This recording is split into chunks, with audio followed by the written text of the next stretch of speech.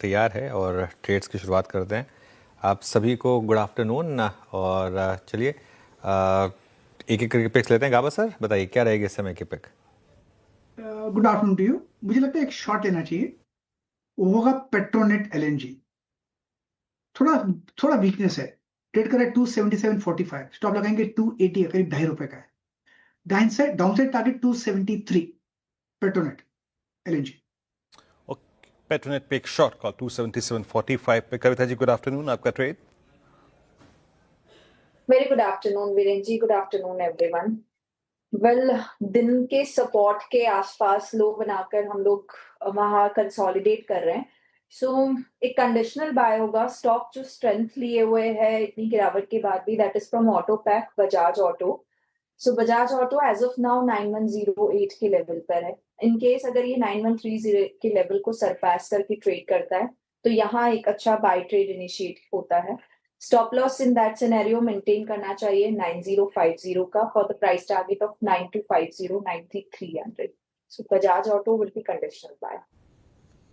Okay, Bajaj Auto conditional buy Kavita ji की तरफ से फिलहाल ये। अमित जी गुड आफ्टरनून, बताइए आपकी पिक।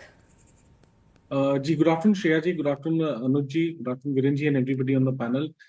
श्रेया जी, मेरा शॉर्ट साइड पे यूनो मिंडा रहेगा। यूनो मिंडा का अगर हम स्ट्रक्चर देखें तो स्टॉक पिछले 3-4 दिनों से कंटिन्यूअस प्रेशर में रहा है। कल के सत्र में जरूर थोड़ा सा होल्ड किया था इसने, लेकिन पिछले 2 दिनों का लो फिर से ब्रेक कर दिया है। चार्ट्स पे देखें तो इंपॉर्टेंट सपोज 10-20 और डेमा या 50 डेमा यहाँ पे ब्रेक हुए हैं। फ्यूचर्स में 1194 का प्राइस है। इसे शॉर्ट करें, स्टॉप लॉस लगभग हमारा रहेगा ₹1208 का, 1208 का, और टारगेट्स रहेंगे 1160 के। ओके चलिए रचना जी गुड आफ्टरनून। रचना जी क्या ट्रेड पिक कर रही हैं आप? जी गुड आफ्टरनून। और मेरी तरफ से कोटक बैंक रहेगा जिसके फ्यूचर्स को हम लॉन्ग करेंगे, जो 2160 पे ट्रेड कर रहा है। Comparatively this has done better today और फिलहाल सपोर्ट लेके ऊपर जाने की अटेम्प्ट में है। हाई टाइम फ्रेम चार्ट्स पे ट्रेंड ठीक ठाक है, तो 2160 पे लॉन्ग करेंगे। 2154 का एसएल लगाएंगे ₹6 का, और अपसाइड में हमारा टारगेट होगा 2172। ओके कोटक महिंद्रा बैंक 2151 पे आपकी कॉल है। अब चलिए चलते हैं मानस के ट्रेड की तरफ। मानस गुड आफ्टरनून, आप क्या ट्रेड पिक कर रहे हैं? गुड आफ्टरनून वीरेन जी। तो देखिए सोना कॉम्स में खरीदारी करने की राय रहेगी। अभी भी मेरे ख्याल से यहाँ पर स्ट्रेंथ बनी हुई है और शायद यहाँ से भी 40-50 रुपए का आपको देखने को मिल सकता है। हाई टॉप हाई बॉटम्स का कंफर्मेशन है। 50 डे मूविंग एवरेज के ऊपर निकला है, काफी बढ़िया वॉल्यूम देखने को मिले हैं। तो सोना कॉम्स में करंट लेवल्स पे भी खरीदारी करनी है। 444 का स्टॉप लॉस लगाएंगे और 475 तक के टारगेट्स पॉसिबल है। चाहे तो 455 का 455 वाला कॉल ऑप्शन जो 14 रुपीज पे ट्रेड हो रहा है वहां पर खरीदारी कर सकते हैं। 9 रुपए का स्टॉप लॉस लगा सकते हैं और 24 रुपए के टारगेट सेट कर सकते हैं। डिस्क्लोजर है कि इस ऑप्शन में हमने अपने क्लाइंट्स को भी रिकमेंडेशन दिया हुआ है।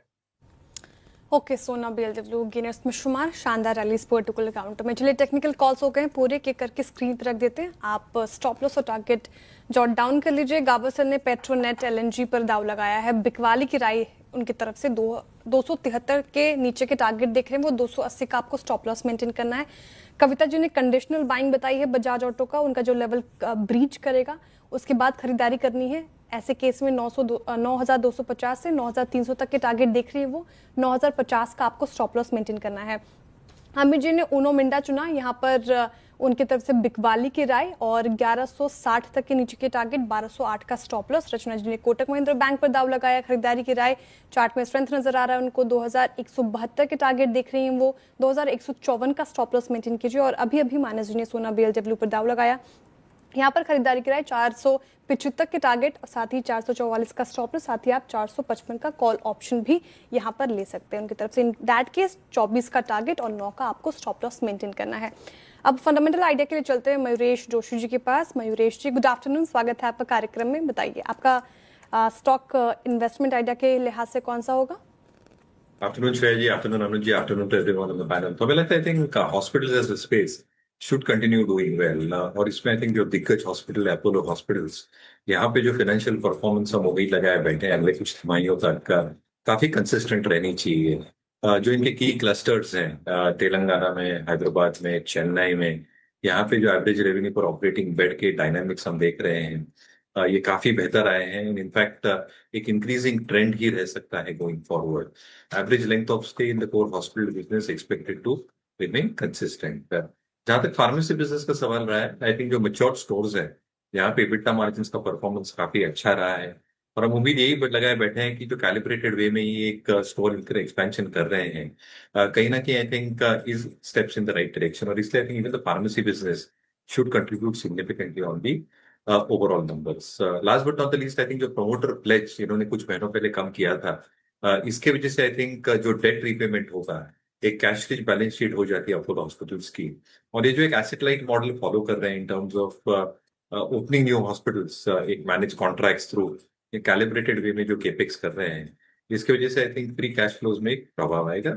ऑल्सो आई थिंक जो गवर्नमेंट रिवाइज हुए हैं रेट्स, कहीं ना कहीं I think that will also start incrementally adding in terms of revenues and margin contribution. तो रेटिंग रैंकिंग जैसे मार्केट में इंडिया में देखा है, अपोलो हॉस्पिटल एक अच्छा विकल्प हो सकता है।